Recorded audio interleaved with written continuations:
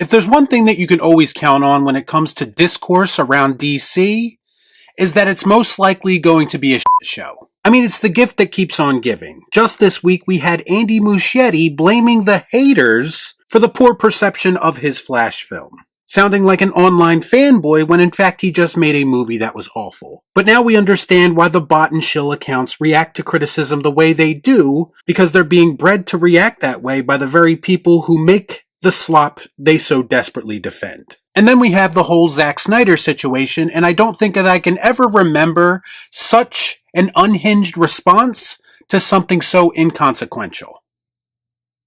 Let's discuss. I watch so you don't have to. All I'm offering is the truth, nothing more. You know, I've been encouraging everyone for years, most notably DC fans, to step out of their comfort zone a little bit and just come to grips with the idea that other directors do exist. Almost every conversation that revolves around DC content somehow reverts back to Gunn versus Snyder, and I do understand it to an extent, but at the same time, I don't. Zack Snyder has not been involved with DC since 2016, 2017 officially? When he had to leave Justice League for personal reasons? And yet, to this day, every single time that you either criticize or praise DC content, somebody brings him up. You either have Gunn fans using him as a shield to deflect valid criticism because they think they can just call anyone who criticizes James Gunn a Snyder cultist, and that will somehow invalidate the opinion that they don't agree with. Or you have Snyder fans on the other side of the aisle who are still holding out hope that one day he will be allowed to finish his vision. Point is, whether it's the intention or not, somehow or another, the conversation always goes back to Zack Snyder, and that is not just coming from Snyder fans. It's coming from the people who hate him as well. It's true. And I have to admit, I do find it exhausting at times because I'm here trying to have legitimate conversations about what's wrong with DC as it currently stands, and somehow these conversations always revert back to fanboy bullshit. My solution to all of this from the very beginning was for WB and DC to embrace Elseworlds content. That way all of these little pockets of fandom that make up the greater DC fandom could potentially all get what they want, and maybe it would cut down on the incessant bickering.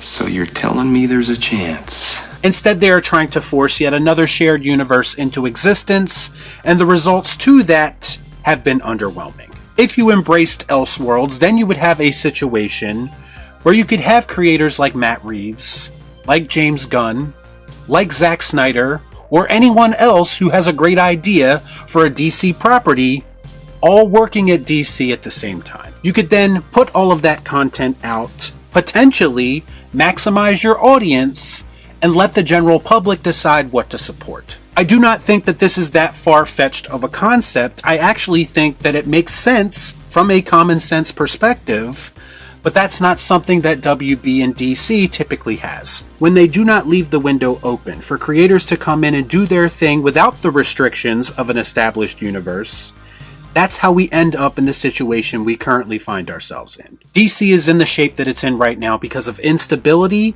and the studio's lack of commitment to a vision. That's what turned this fan base toxic, because now everyone feels like they need to pick a side. And what it all amounts to is a fractured fan base that is not going to give this property of DC the support that it needs to succeed.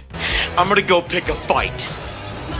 Perfect example of this past weekend, Zack Snyder posted a black and white behind-the-scenes photo of Henry Cavill's Superman. With the caption, "Henry Cavill is Superman," and you would think based on the reaction to this picture that Zack Snyder shot someone dead in the middle of the street. Now I'm going to start by reacting to the DCU and Gunn fan reactions, because their reactions by far were the most toxic and ridiculous. I just want to point out before I read these that Zack Snyder specifically said that Henry Cavill is Superman, which is a factual statement because he has played Superman before. He did not say he is the only Superman. He didn't even say he was the best Superman, although I'm sure he's Zack's favorite Superman because he was his Superman in his movie.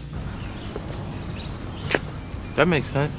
But taking all of that into consideration, this is yet another instance of insecure fanboys hearing what they want to hear. The Moonlight Warrior said, quote, Zack Snyder is a ex-wife who is infuriated that her former spouse found someone better. First of all, there's nothing in this post that would suggest that Zack Snyder is infuriated about anything.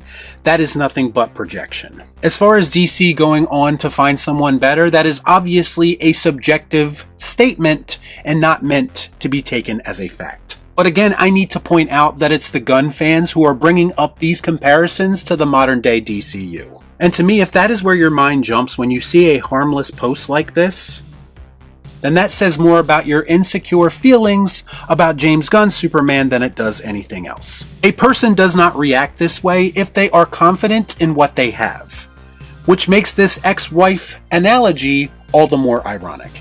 Congratulations, you played yourself. We also have B here who says, quote, the cult leader doesn't want to lose the fight, by the way.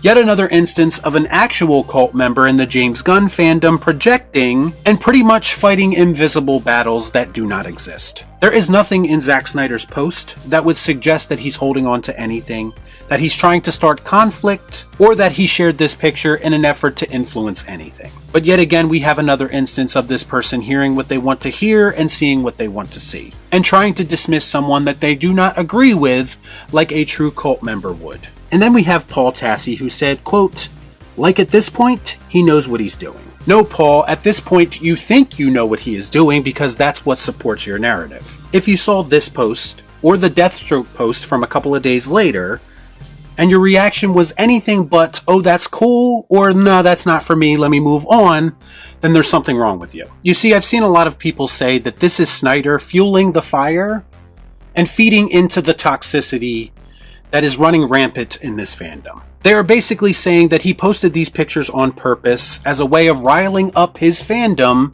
in hopes of sabotaging James Gunn's DCU even further. You serious? And I'm sorry, I just don't see any of that at all. To me, this post seemed harmless, and I really do believe that there are people on both sides of the aisle who are reading way too much into this. I do not think that this is signaling a return to DC for Zack Snyder, and I also do not believe that he posted this with an ulterior motive in mind. This whole thing to me is a non-issue. It's ridiculous, really.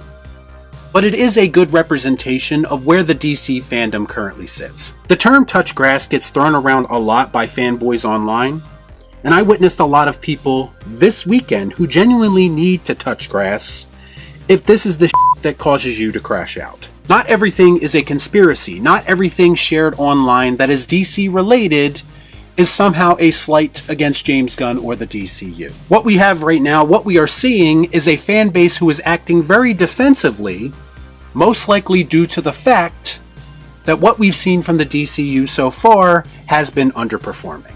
And they quite literally feel threatened by a behind-the-scenes photo from 9 years ago being posted by the director of that film.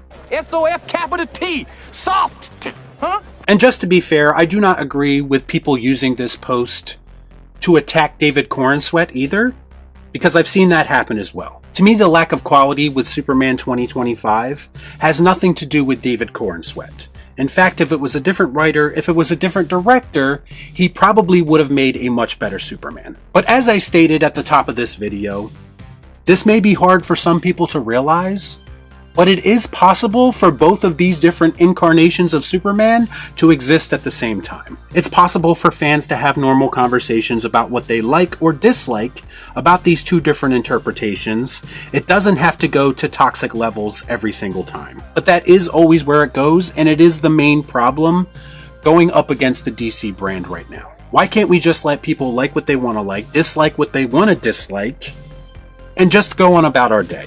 I just really hate and have no tolerance for the bullshit narratives that always spin off of shit like this. It's actually become exhausting to try to navigate the stupidity that has become the DC fandom. If Zack Snyder sharing a picture of his coworker and friend bothers you that much, then you have much bigger problems in your life that you need to address. Y'all be cool. Nah.